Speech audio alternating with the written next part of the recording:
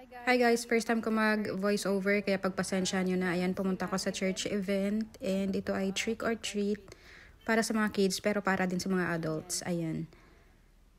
Ayan dito, yan ang decorations nila. May food din para sa mga adult, tapos napakadaming candies.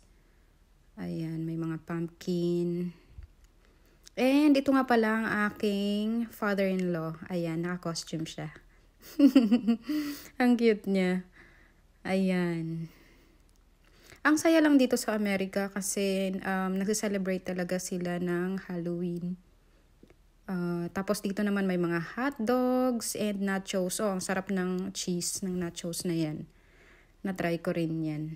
Ayan. Some of the decorations. Tapos ito yung mga kids. Ayun, ang cute nila. Naka-costume talaga sila. And mayroon ding pwedeng paglaruan. Ayan. Tapos nandyan sa mga sasakyan yung mga candies. Ayan. Ayan lang. Wala na akong masabi. Pagpasensya nyo na.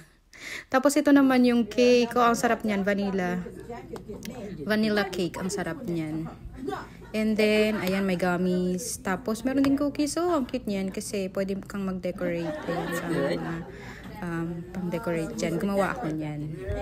And then, dito naman sa side na to, yung crafts. Ayan, pwede kang mag-color. Tapos, napakadaming stickers, ganyan. And ito yung mother-in-law ko. My beautiful mother-in-law. Ayan.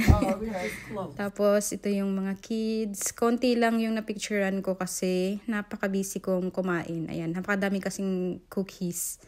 Ayan, ito yung mga kinain ko. Ayan, hotdog. Tapos, ito yung cookies na dinecorate ko. Ayan. Tapos, nachos. And then, yung vanilla cake. Tapos, ito naman yung mga crafts. Ayan. Yun lang. Bye!